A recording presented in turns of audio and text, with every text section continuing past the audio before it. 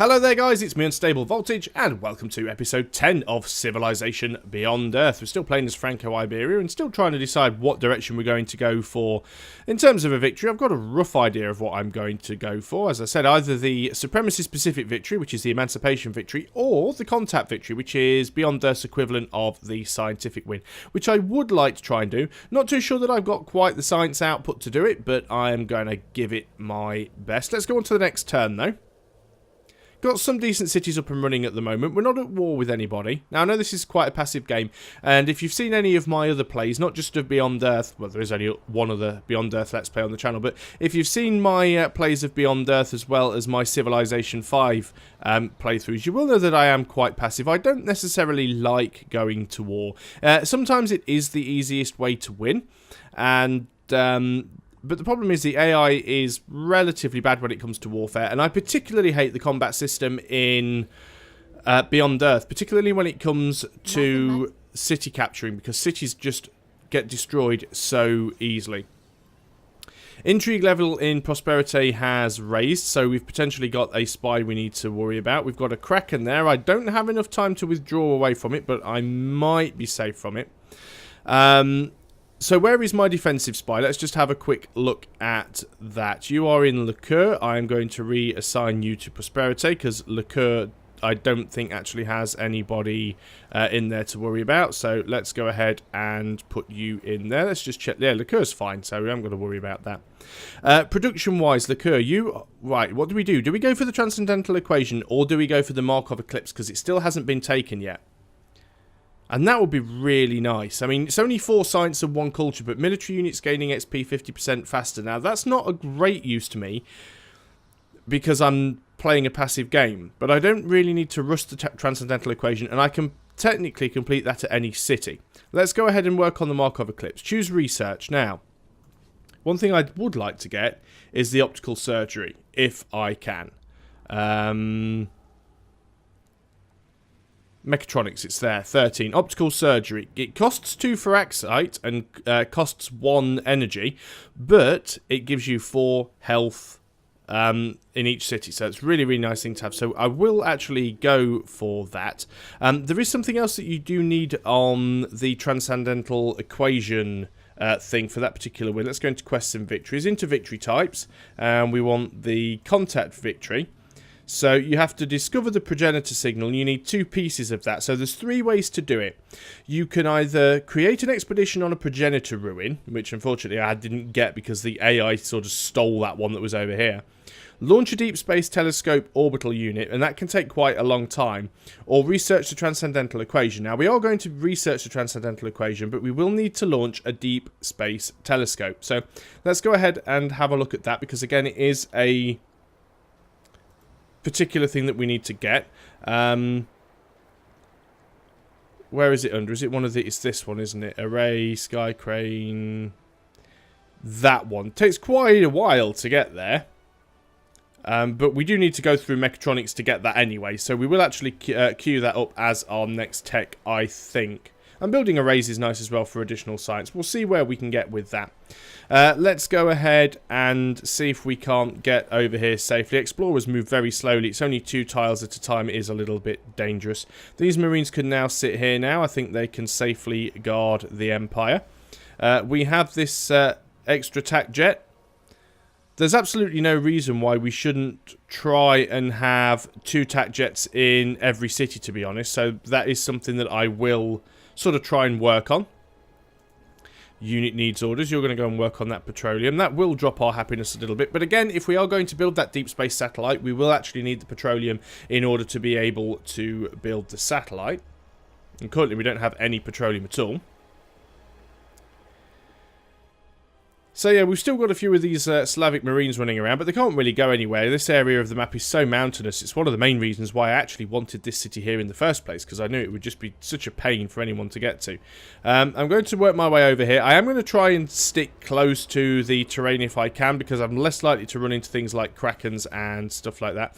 Did my boat get destroyed that was down here?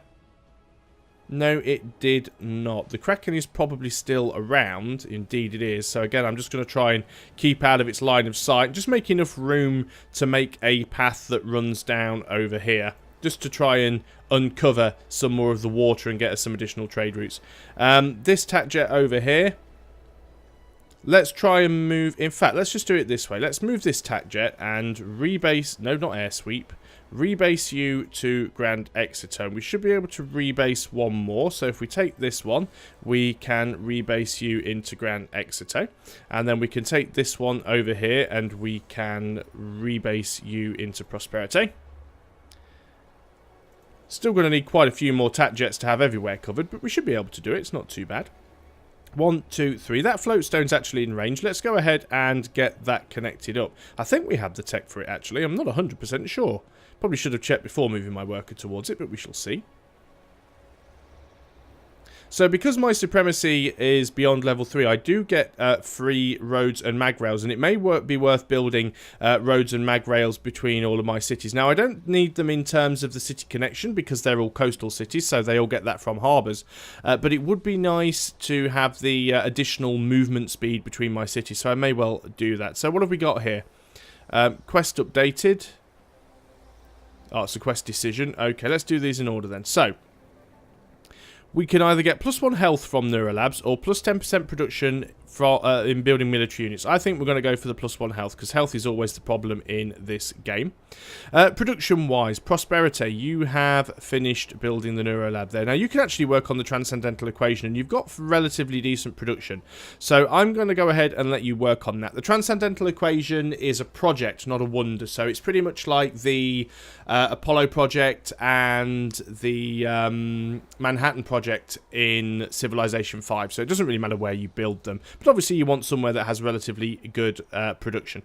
Ants has now finished its production of a cruiser. There isn't really much that you could build that you need, so you can actually start working on the tack jets for now. We could pop out a cinder or two, which isn't a bad idea. I think we'll get one cinder out at least. We could probably also do with a couple more workers. Let's try and get you across safely. Haven't run into any sea dragons yet. Doesn't mean there aren't any around. Do have to be very, very careful and watch out for these Kraken. But at least we've sort of, well, almost uncovered a path to Nate Tin. I think we still need to uncover these 2 or 3 tiles here, and then we'll be able to send a trade route there via boat. Tack jets here, you guys are all just going to go on to Air Intercept, and they'll sit on Air Intercept until they either get woken up by me to do something else, or until someone comes a little bit too close to the city. You can go on to Air Intercept as well. What do we have here? We have ourselves another cruiser. That's fine. You can go and sort of guard these waters. I'm going to go ahead and actually have a little bit of a look up here in this direction. I don't think there is much up there. And I certainly don't think we can get around because of all the ice, but I'll still take a look anyway. Intrigue level in Prosperity is actually increased to level 2. Covert operation was detected there, but we have arrived there on this turn, so we will hopefully be able to reduce that over the coming turns if anything else is attempted there. Promethean has been completed by the KTP. Can't remember what that wonder does, because unlike Civilization 5, they're just not memorable. I have no idea what most of these wonders do. Okay, so a lot of interesting pop-ups here. Production at Gran Exeter. So we've got the trade depot, so we now can start getting a couple of additional trade routes over here. In fact, if we were to just go straight into building trade vessels, it's only 5 turns, and it's probably well worth doing it. So the only downside there is now to the cargo routes, and this is some, well, there's 2 downsides, because they've changed these in the patch. One, you can no longer buy the, can't remember what the building's called now.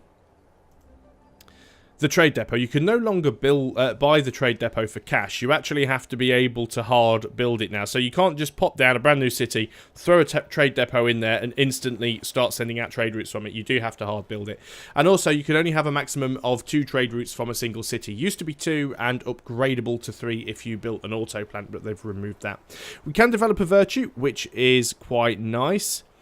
So let's have a look first of all. Could we get any bonuses? Well, we could take a tier 1 virtue, which would give us a 10% production and 10% energy bonus in the capital. That would be quite nice. Can't get a tier 2 bonus yet. Can't get a tier 3 bonus yet. Can't get any bonuses in industry or knowledge. So is it worth taking any of these things? Orbital units I don't think need to worry about too much. We don't have any manufacturers at this point. Now that's quite a nice one. Earn 1% of stockpiled energy in mountain every turn up to a total of 100 energy. That's actually quite useful. Earn energy equal to 30% of the culture you generate. Minus 10% culture needed for virtues. I think I'm actually going to go for that, cohesive values, because that then allows me to move down into community medicine, which would give me 1 health for every 6 population in the city, which is actually quite nice.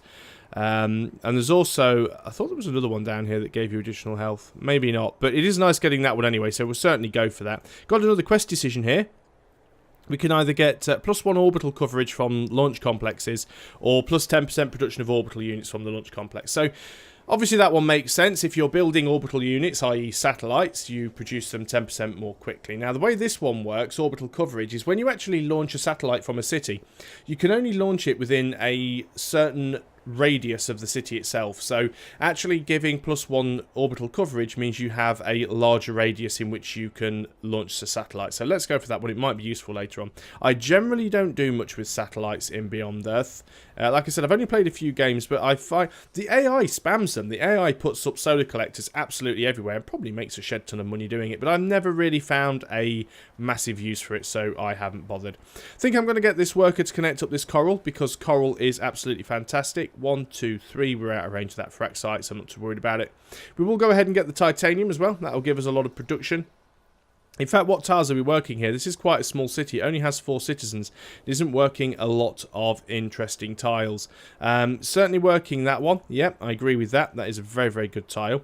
You definitely need to be working that one soon. You're not going to grow particularly fast, but it will get improved. And 2 food and 2 food. Is there a better tile that you could be working?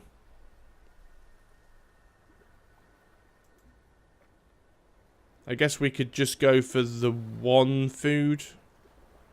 Be a long time to grow. Let's stick with the 2 food for now then. We do need to get some food tiles up and running here though, just to improve things. So we may need to get a farm or 2, but we're already in the water now, so no need to worry about that right here. Trade convoy, you can carry on with your previous route. Seems to be working quite well for now. We can actually build... No, we can't. We don't have the terraforming technology. We really should get that, but we don't have it. So, what we're going to do with you is I'm going to build a road between, or a mag rail between Ainsa and Prosperity. In fact, do we even have the mag rail technology yet? Fabrication. No, we don't. That would actually be 9 turns. So we'll do that, then we'll go into fabrication, then we'll go into orbital automation. It is a little bit of a long... Actually, no. I've changed my mind again. We'll just do it that way, and then we'll get fabrication afterwards. I don't desperately need the mag rails. Be nice to have them, but don't desperately need them. So let's do what I said I was going to do and have a little bit of a scout up here and just see what is around. I'm very indecisive in this game. I do keep changing my mind. There's a sea dragon right there. Now, fortunately, I can't move into that tile because it doesn't belong to me. I'm going to back off one, and I'm going to do a ranged attack. I actually did quite significant damage to it. So if it does attack me now, it will probably kill itself, but you do have to be careful.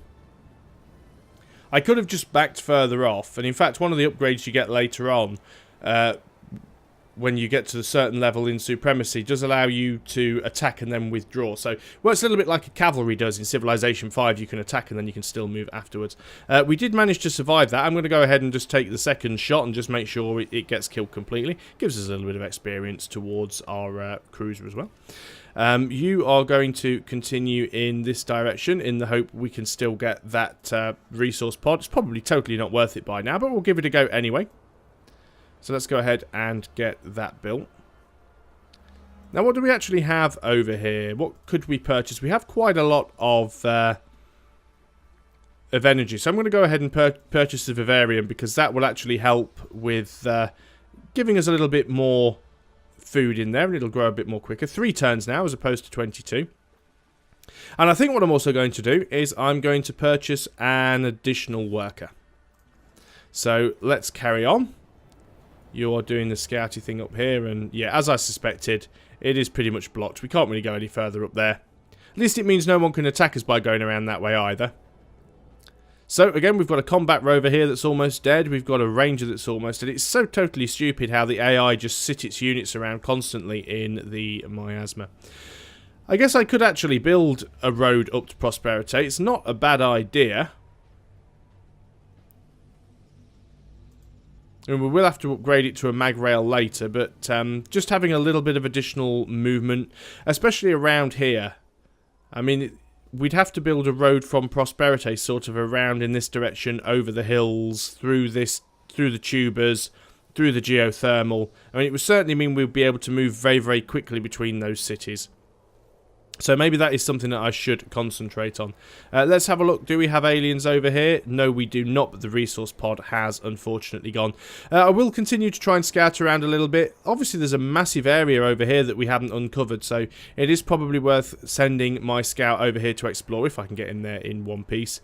In the meantime, I'm going to continue to move around with this ship and try and discover all of the coastline. That's what it's there for mainly. Got our new worker here. And we're actually getting a recommendation of a farm. I don't disagree with that, so let's go ahead and build a farm over there. Slightly better because obviously it's on a river, so we get some extra production from it. Unit needing orders, of course, you can't go any further, so we might as well just sort of bring you back to base, as it were. We'll bring you back to Liqueur. No village. You want 3 for Excite for favours. I'm going to go with no. You're a little bit unhappy about that. I wish I cared, but I do not. So, 15 turns until we get another virtues. Not terrible. We are in positive health. It's only plus 1% production in cities. It's quite easy as the game goes on, as it goes down to plus 5, but I think that's because we've just grown, and we have. Intrigue level in Prosperity has decreased. Fantastic, we managed to do that. As I was saying, it is actually possible to end up getting this the health number up into the sort of ridiculous amount, like in like the 40s and 50s and things like that. Let's go ahead and just shoot that, because XP is XP. And it's one less thing to try and kill me later on. On to the next turn. I'm not too worried about the Slavic Federation. I mean, they are the lowest scorer at the moment. I'm still the top, not by a massive amount. We do still need to watch out with the ARC or whatever they're called. They're still the top at the moment. So just having a little bit of a look around here. Ainsa has now finished the production of the Cinder. We do still want a few more tac jets, so let's go ahead and do that. We might as well just continue looking around with you. Again, I'll try and keep him relatively close to the coastline. I don't want to lose him to Krakens and stuff like that. You're going to go ahead and build a farm on that. Have you built that road? Yes, you have. Okay, then you can just continue over this way and build another road. And we have a Cinder. Now, I think what I'm going to do with this Cinder is bring it over here to the front. So this is one of the Supremacy unique units. It's a melee unit. So it pretty much takes on the role of like a rifleman or infantry, things like that. It has a combat strength of 24. You compare that to a Marine, if I can find one. Marine has a combat strength of 14, so it is quite a strong unit in comparison to the Marine. Clearing a Forest has created 20 production for Gran Exito. That's quite nice. What was it building? Oh, it's actually working on trade vessels, so that's good. Where did we clear the forest? Was the forest on the geothermal? That's obviously why that's been taking such a long time. And it's actually finished that trade vessel now. We might just go ahead and build the next trade vessel, but I can get a clinic here. Because we do have a population of 2. So I can get a clinic here in 2 turns, and that'll give us 2 additional health and 1 additional science. So I'm definitely going to go ahead and go with that. We've completed this refinery. Of course, that now means we did take a little bit of a drop in our health, but that's not the end of the world. And I think what I will do, although there are quite a few things around here that it would be nice to upgrade, I'm going to start working on a road from Prosperity over to Gran Exito, because I've got a feeling we may actually need it. It's going to be a little bit of a pain with all these African Union units in the way, but most of them won't stick around for too long because they are in miasma and they will start taking damage and be forced to move if they don't get a shifty on pretty quick. Let's continue looking around the coastline here. Just trying to move sort of a hex at a time just to make sure I don't run into like 3 Krakens, because that does happen from time to time. So we have a trade vessel. I can only actually reach Krabrost at the moment. So let's go ahead and do that. Now the reason we can't reach anywhere else is because we haven't been able to establish a path around the coast. So if we actually go up here and reveal this coastline, then we'll be able to get our next trade vessel around this way and trade with Taingong. So that's probably what we're going to do. It should be fine. See, he's happy again now. So the thing with trade routes in Beyond Earth, as opposed to Civilization 5, is there's no range limit on them now. Basically, providing you have a path that doesn't go through the fog of war and doesn't go through miasma, because your trade vessels and trade convoys will avoid miasma. So providing you can actually path from your target city to the destination city without going through fog of war, and without, well, not fog of war, you can go through fog of war, of course, because you don't have vision. This is fog of war here, because I can't see what's there currently, but I mean unexplored territory. So providing you can find a path that doesn't go through unexplored territory and doesn't go through miasma, there's no limit on the range that you can actually trade with. So that's a very, very good thing. Got to be careful here, because we've pretty much run out of continent, and we are going to have to make the dash across the water if I want to try and do anything with that guy. You're just going to sit there on Fortify, just in case the African Union get any ideas about anything. That's probably, yep, that's the worker. So let's go ahead and construct a road. I'm not going to bother clearing the miasma, because it's just proving to be such a pain to the AI. If the AI does ever try and attack me, chances are he's going to do more damage to himself than he is to me. So quite happy to leave that miasma in place. Would be a little more useful if I was playing Harmony, because then I'd be able to get healing from it. But as my workers are immune to it, and as I don't need to leave my military units standing around in it, it isn't really much of a problem. You want 3 energy per turn for favours. I'm going to refuse. Again, he's not happy about that. The problem is with favours is it's very, very difficult to actually value them and what they're worth. And if you do end up going to war with a nation you have favours with, even if they go to war with you, you lose those favours. So you could take a lot of stuff from somebody, or you're unlikely to buy stuff for favours. But the AI, for example, if you're willing to keep selling things to the AI for favours, and then that AI declares war on you, the AI's basically got all that stuff for free. So we've completed attack jet here. I am going to go ahead and get another attack jet. As I said, I would like to try and get 2 of them in every, well, at least 2 of them in every city, but 3 if at all possible. What are we going to do over here? We've finished the network. A thorium reactor wouldn't be a bad idea, because we are dropping, I mean, we're still making money, but we are dropping a little bit, and I would like to improve that if we can. What about over here? I think we're actually going to go ahead and get a thorium reactor over here and try and increase that money. So, hello, Mr. Kraken. Let's move away from you again. And we have a sea dragon and a kraken. Fantastic. So let's go ahead and try and take out the sea dragon first. Sea dragons are relatively easy with these ships, but taking out krakens is going to be a little bit more difficult. You're recommending building a farm here. I don't blame you. This is a very, very nice tile now, which is the reason why I wanted to work it, and we do have that locked in. As soon as we get that, I mean, we're growing faster now anyway because we've got the vivarium here, but we will need to definitely get some of these other tiles worked as time goes on. What needs orders? You need orders. You're going to go over there and build a road again. We have a tac jet. I suppose you're going to go to Prosperity. So let's go ahead and rebase you over there. And that's all I can do on this turn. Well, we've got over the 20-minute mark again by quite a little bit, so I'm going to end the video there. So thanks a lot for watching, guys. Hope you're still enjoying Civilization Beyond Earth, and I'll see you on the next video. So until then, goodbye for now.